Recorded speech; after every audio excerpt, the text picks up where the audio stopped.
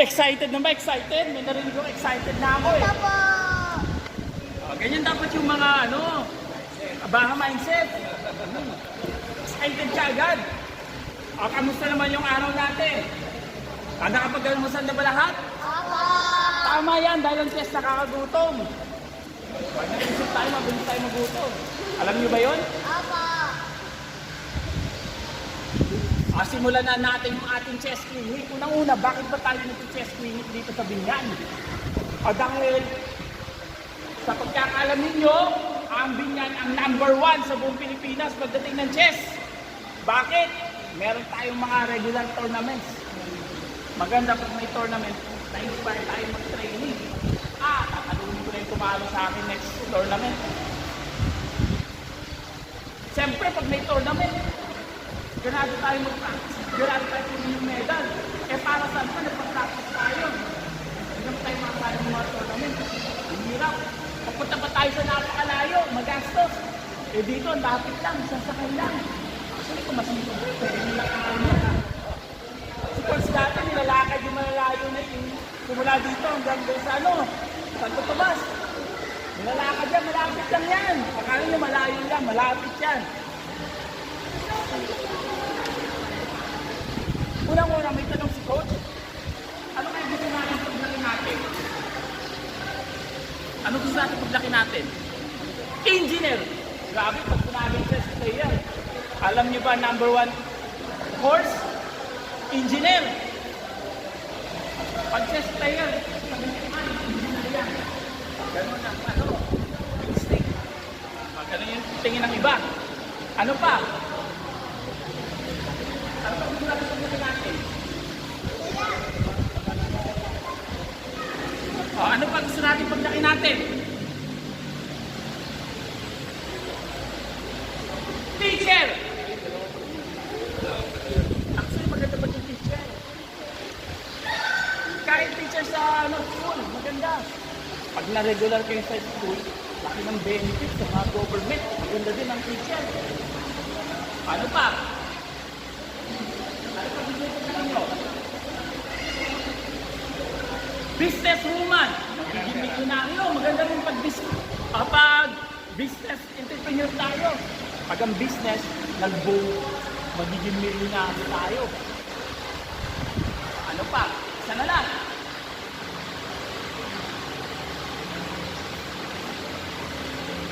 Isa na lang. Sino pa? Gusto mag-try? Ikaw ano sa paglaki mo? Doctor!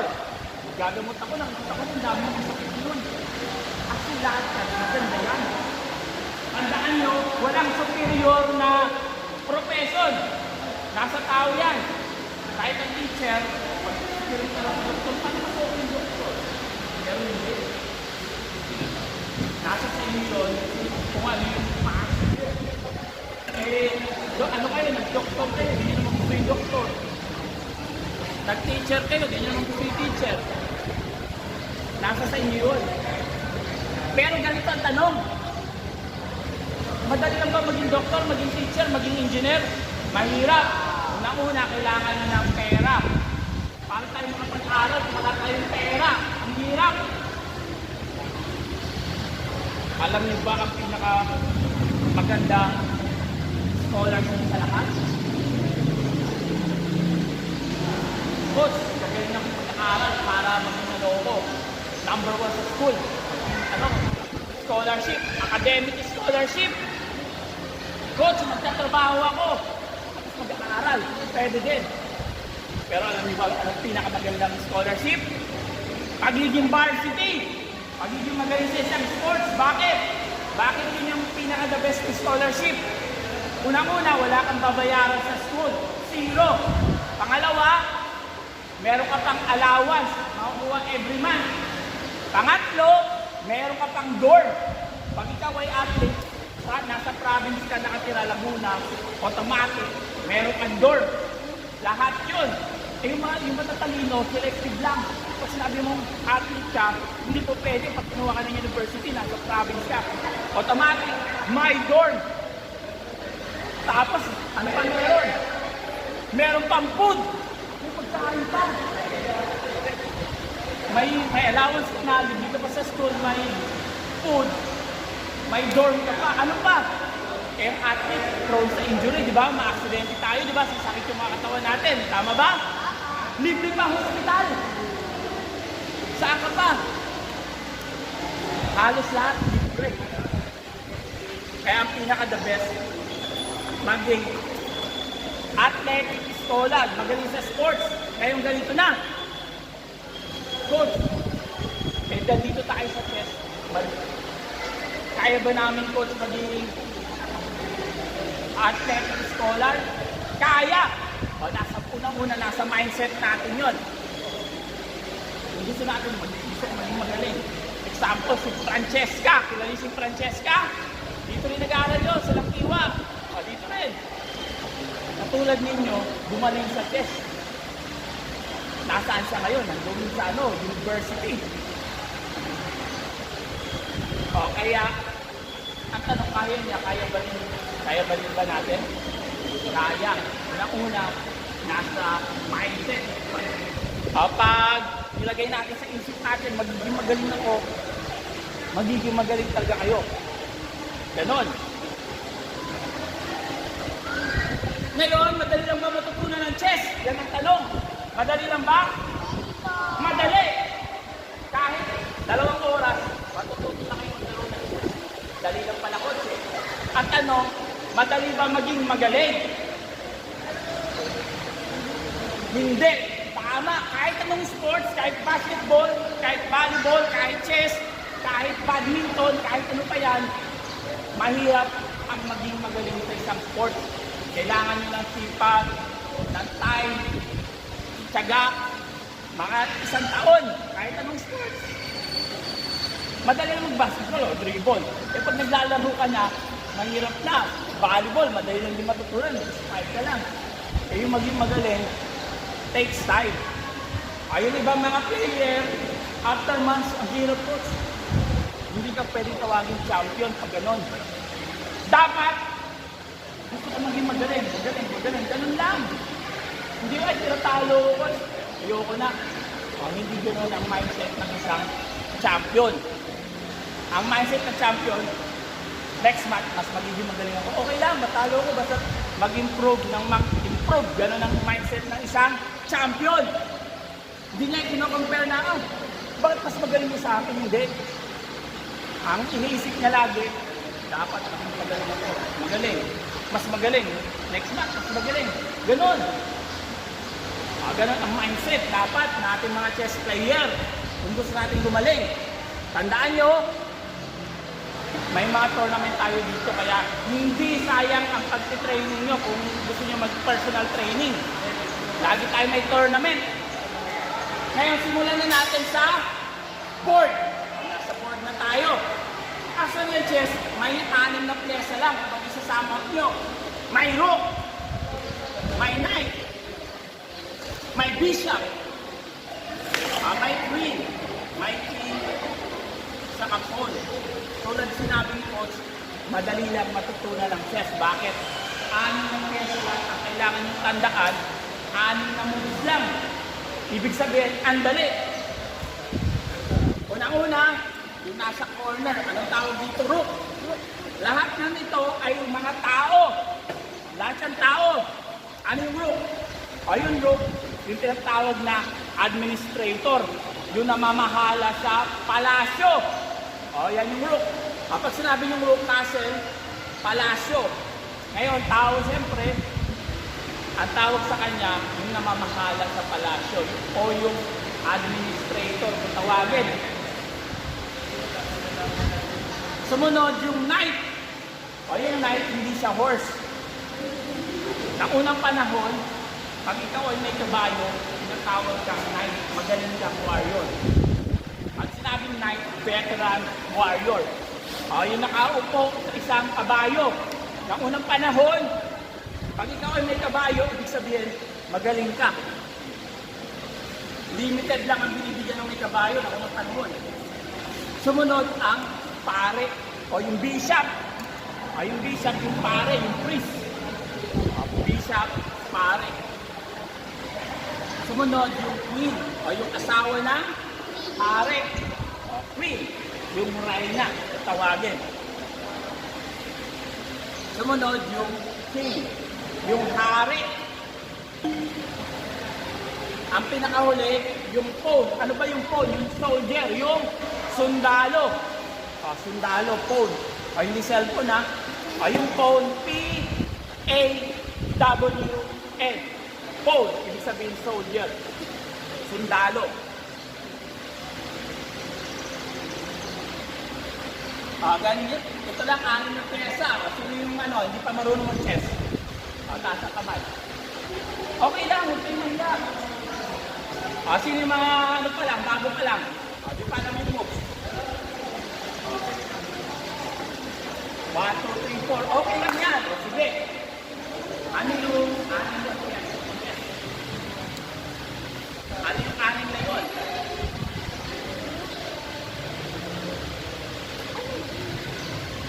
Ikaw, memorize mo, ano yung 6 na pyesa na yun?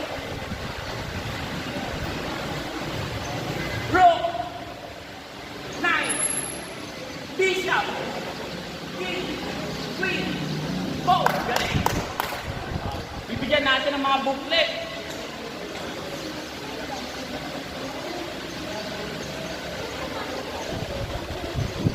Marami tayong pamimigay. Kung hindi mo pamimigay natin.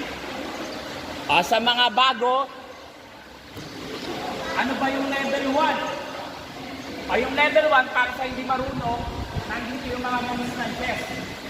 Yung mga square. Mga history. Yung unang world champion, merong history yan. Yung aming world champion, sinisikat sa Pilipinas, si Wesley So, nandito. Tapos, yung mga boarding, lahat ng ganito ng pyesa. Ganito yung arrangement ng chess pieces sa mga hindi marunong. Tapos, bawat square may pangalan. Nandyan. Yan yung day 1. Tapos, anong tawag sa mga linya? May mga tawag dyan. Ang tawag dyan, rank, file, diagonal. Nandito. Tapos, yung day 3, movement na. Yan yung paano mag-move ang pawn at king. Nandito, day 3. Tapos, may rook and bishop. Paano mag-move ang rook saka bishop. Ganyan. At yung day 1, book 1. Book 1 para sa mga 09. Ayan, 09. Tapos, paano mag-record ng move? Day 6. Paano ba tayo mag-record? Mahalaga ba mag-record? Mahalaga. Bakit? Pwede kang matalo pag hindi ka marunong mag-record ng move. Bakit?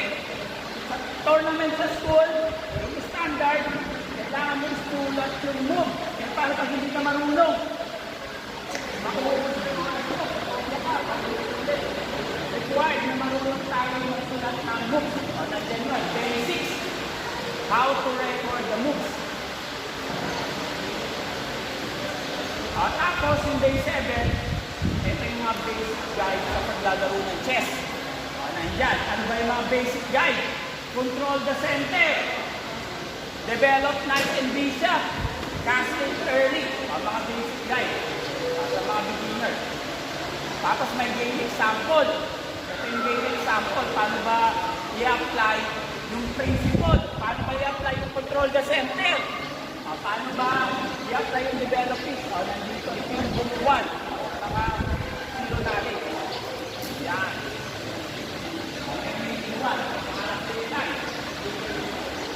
Ngayon, ano ba yung level 2? Yung level 2 sa marunong na. Yung mga ginagamit na weapon para manalo sa chess. Yung mga tinatawag na tactics. Yan, tactics na. Sino pa? Yung ano ba yung tawag sa mga pyesa na yan? Anong tawag sa 6 na pyesa ng chess? Pag isa-summarize nyo, meron lang tayong 6 na pyesa.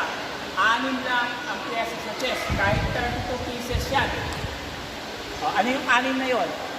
Rook, Knight, Bishop, Queen, King, Pawn.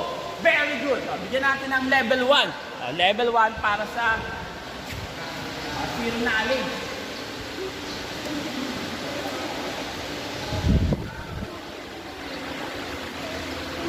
Ito. Nandiyan ang basic guide sa paglalaro ng chess.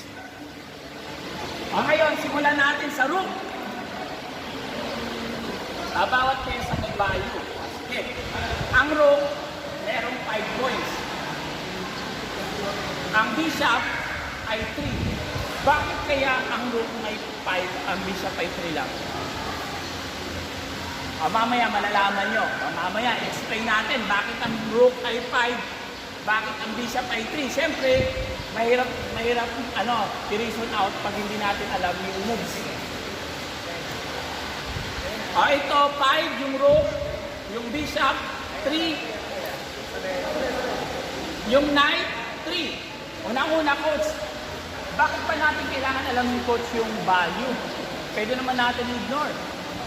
Dahil, para alam natin kung kailan natin i-play or saan natin i-play ipapagpalit ang pyesa. Pag alam natin yung value, mas madali natin ma-justify kung ipapalit natin yung pyesa o hindi. Ang rook ay 5, ang bishop ay 3, ang knight 3, yung queen 9, 3, 5, 9, madali lang. Yung pawn 1, ang king 0. Ba't kaya ang king 0? Ang pinaka-importante yung pa yung 0, wala pang value. Bakit kaya? Ang king ang pinaka-importante sa lahat. Mas mahalaga pa kaysa sa queen. Pakain yung queen mo. Pero ito 9, ito 0, walang value. Bakit kaya?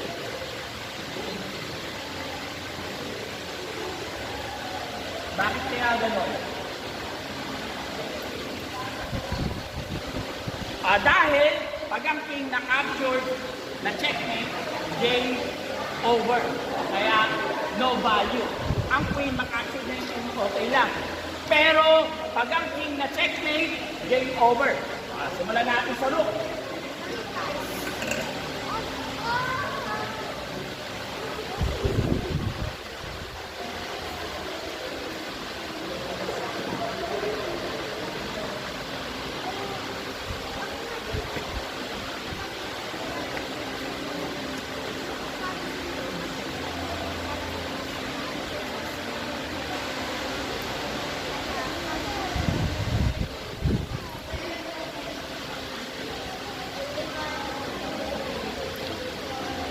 Alam natin, bawat pyesa may sariling moves.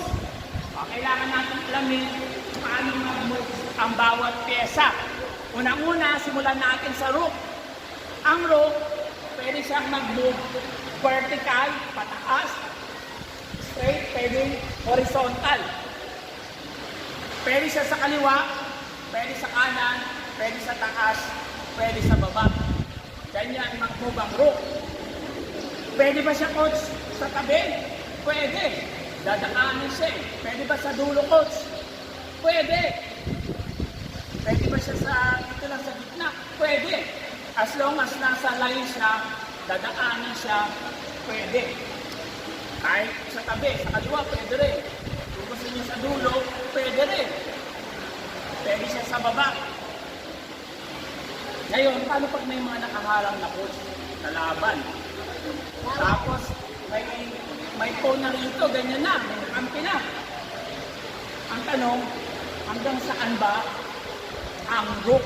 Ano ba yung limit ng rook pag may mga nakaharang? Dito, pwede pa rin siya hanggang sa dulo, sa baba, wala nakaharang. Pwede ba natin capturein yung makampi? Bawal! Pwede ba tayong tumalon? Bawal! Pwede ba siya dito? Pwede. Pwede siya. Dito, pwede ba tumalon? Hanggang dulo? Bawal. Pwede ba natin kainin yung kalaban? Pwede. Ayan yung limit ng rook. Hindi siya pwedeng tumalon. Hindi niya pwedeng capturing yung kakampi. Pwede yung kalaban. Ganyan. Ayan ang move ng rook. Dito, may tatawag tayong greedy rook. Paano yung greedy rook? Isipin natin ngayon.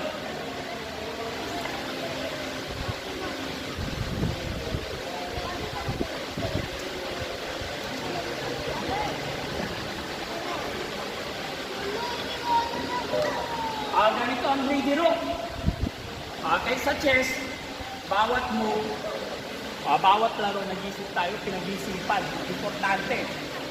Itong example na to, bibigyan ko kayo ng example. Paano kaya kainin ng rook ang mga pawn nang walang eagle, tuloy-tuloy? Siyempre, may option tayo, 4. Kaliwa ba? Sa taas, sa kanan, o sa baba? Siyempre, pag-isipan natin, anong kaya yung tamang move? Ang tama dyan, ito. Tapos, sa kanan tayo, kain. Pag-capture, para mabilis matandaan ang move. Saka yung pataas. Alin pa pwedeng kainin? Sa kaliwa. Tapos kakainin. Sa chess, may mga option lagi tayo. Saan kaya mas maganda sa dalawa? Siyempre, kailangan natin i-justify. Dito, saan kayo yung tamang capture? Pwede naman sa kaliwa, sa kanan. Post, direct, lang. Madali lang yan. Hindi na pinag-isipan yan. Ganun ba maglaro ng chess? Hindi. Sa chess, pinag-isipan. Kung hindi tayo nag-isip, pag naglalaro, mabilis tayo matalo. Kailangan maganda yung plan natin. Katulad dito, pag-isipan natin. Pag kinapsure natin to, capture, may iwanan natin yung isa. Kaya maganda, ito muna. Tapos, babalikan natin, capture. Nakapsure natin lahat ng phone. Sige. Paano naman dito?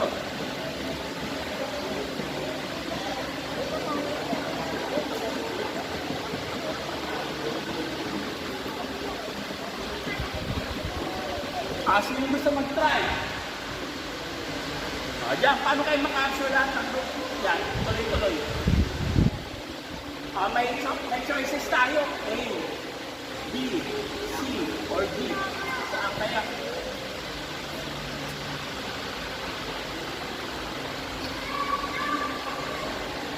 Kahit sino natin.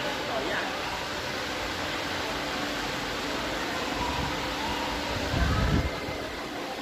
Alin kaya ang tamang capsule?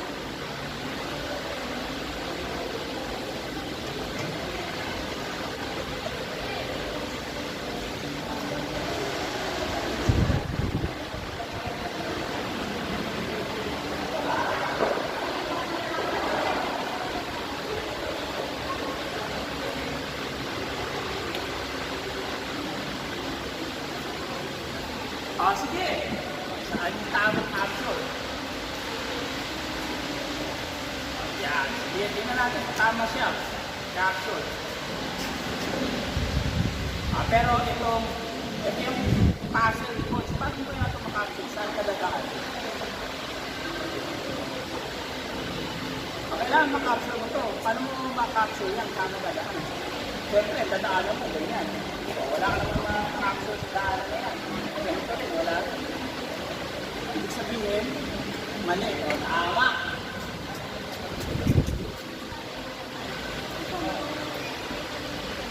Sige, ikaw.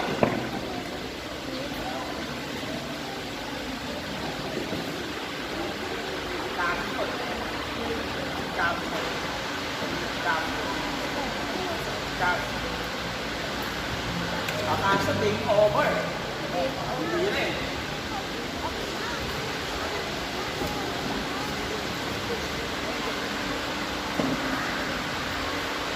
Ayan, pinag-isipan. O baka iba, o sino naman?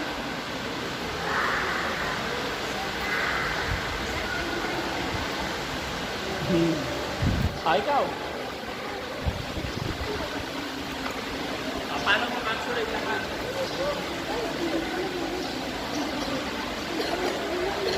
Yan ang tamang capture. Very good.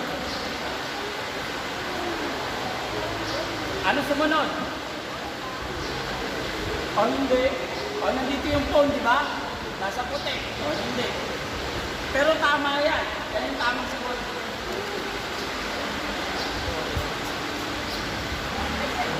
Yung iba naman, yung iba. Sino sa inyo, yung iba. Pero tama yun. Yun yung tamang first move. Sige ikaw, nakalimutan mo kanina eh. Dapat yan muna, bago pataas. Yan. Yan. Ayan yung tama. Yan, tama. Yan. Ayan yung tama sagot. Good job. Gano'n ka na matagal na nalaro ng chess? 2 days lang. 2 days lang. Alam mo na mag-moves, alam mo na mag-record.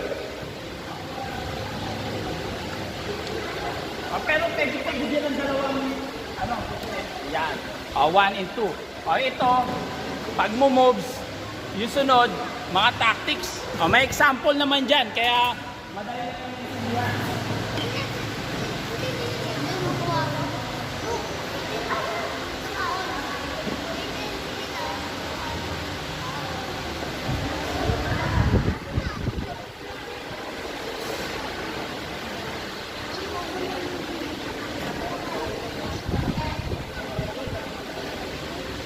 Paano naman dito?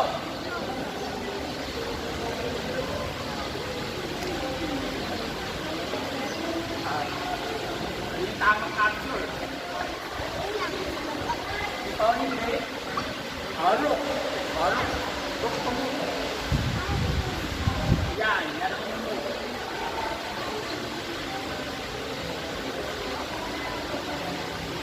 Capture, sige. Ano pa?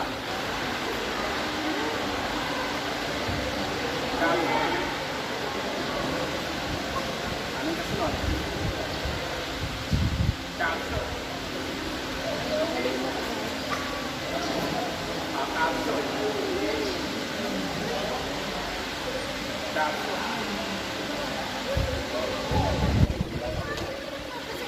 Game over. Nakalimutan mo yung dalawa.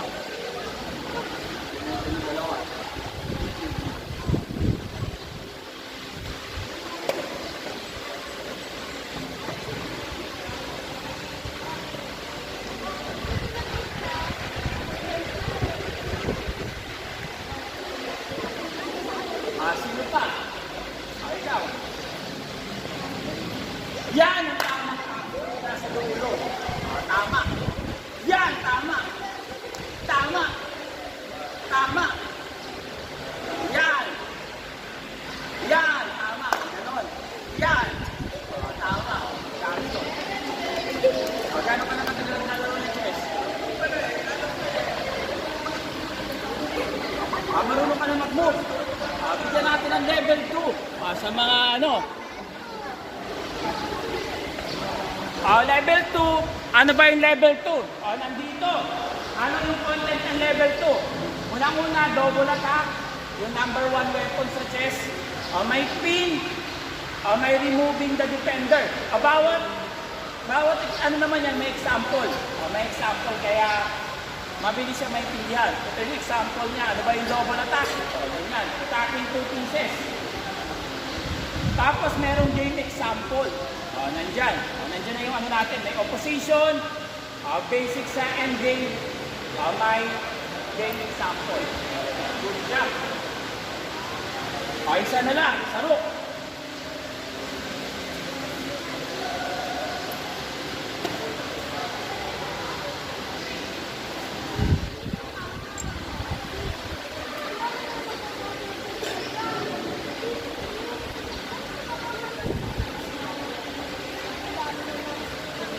Isa na lang.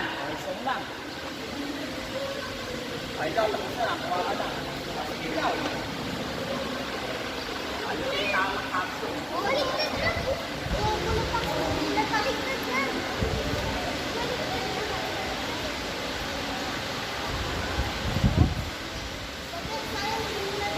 Ano na rin ito? Sabi mali eh. Sige. Mali yan. Ikaw kasunod.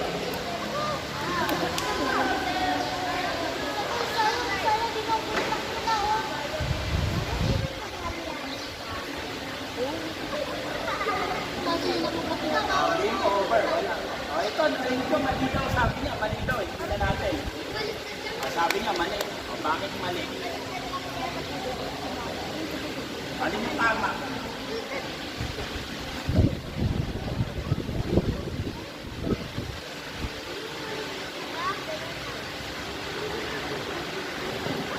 Nandito yan.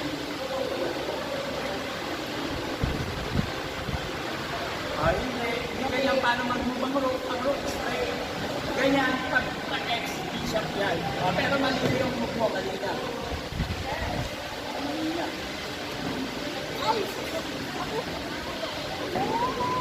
Sige, ikaw. Saan yung tamang capsule?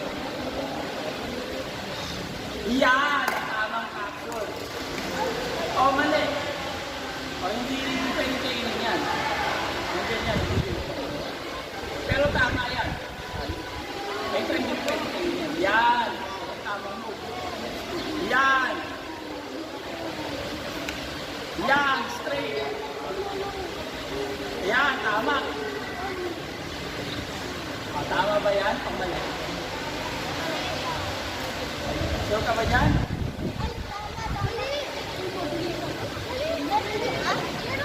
Sure o hindi? Pag-isipan mo muna. Nandiyan yan. Pag-isipan mo sa tama.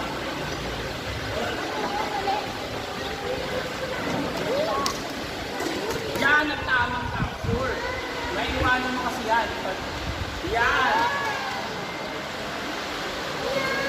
Yan. Good job. Gano'n ka na tagal silalaro? Bago ka lang. Meron ka na, di ba? Meron ka na. Dito na natin.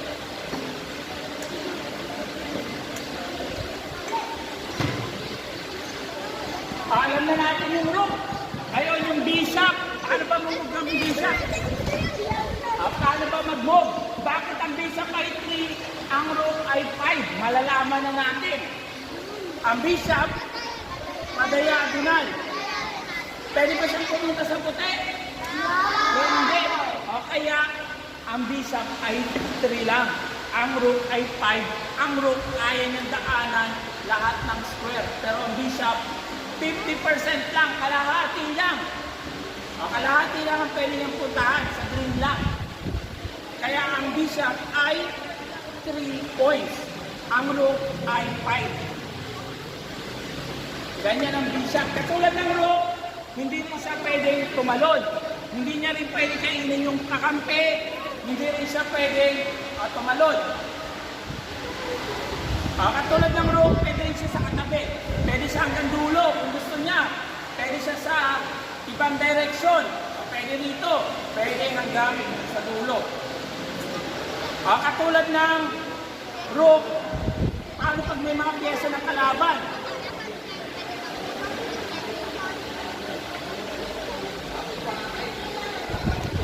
Paano pag ganito na?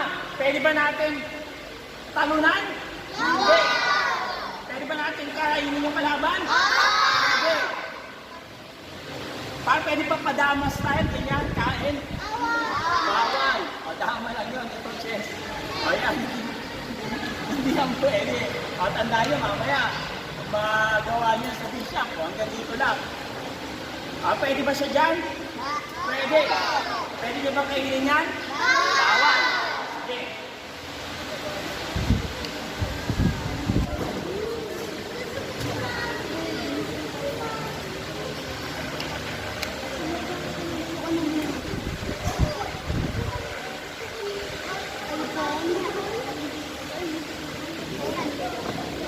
Paano natin kakainin yung mga phone?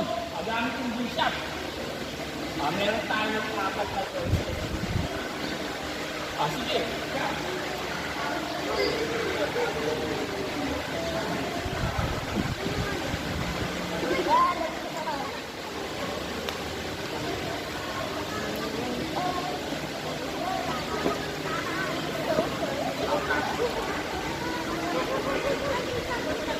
Hindi.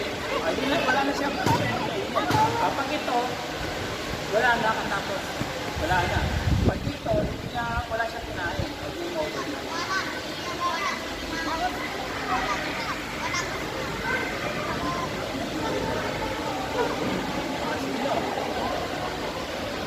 Ikaw, sige.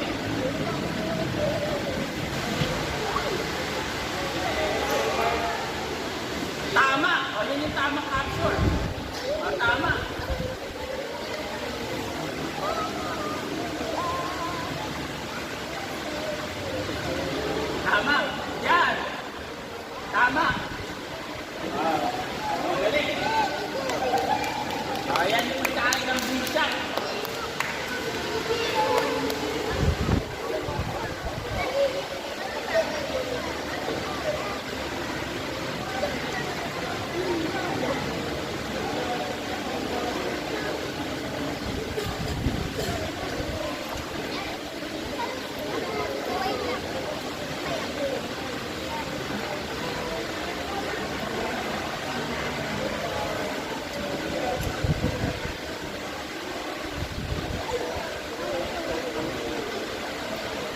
Madali lang.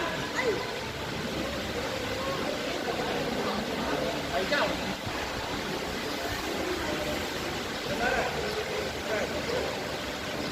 Paano mo kainin? Pag-isipan dapat.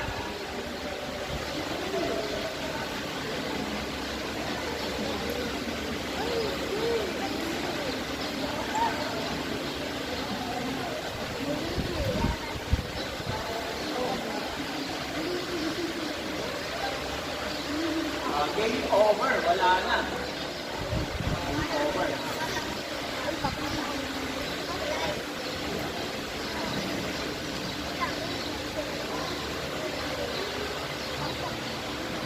Sino? Sino sumunod tayo? Dito. Kayong dalawa. Try nyo naman. Sila. Halos sila. Sumugot na.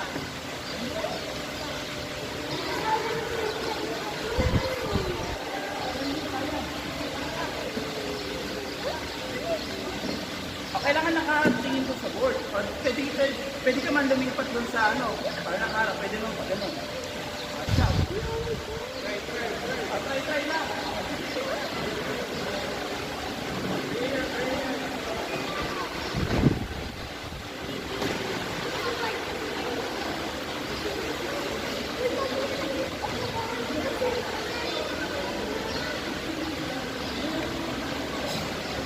Game over. Game over. Wala na. Wala na kayo.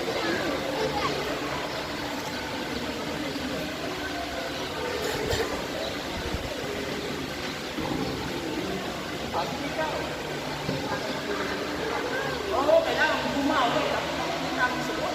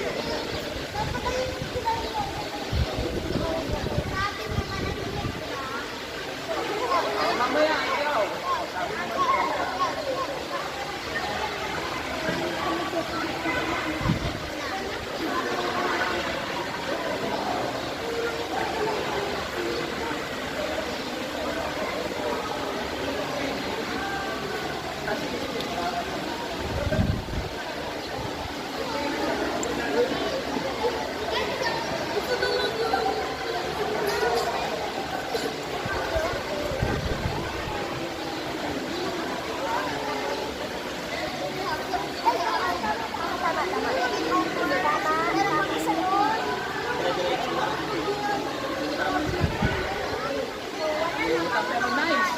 Isa lang nakalimutan mo.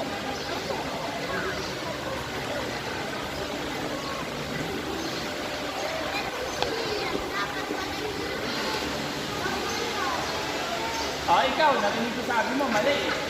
Saan yung tama?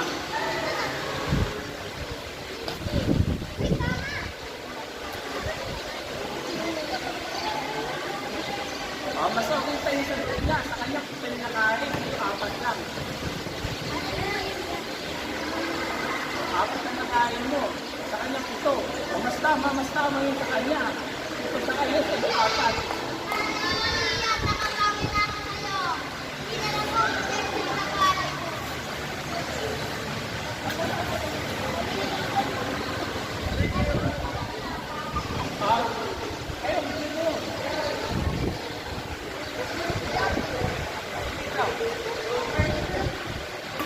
Yan ang tamang sagot.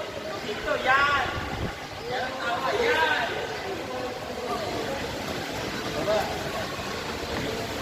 Yan ang tama. Yan.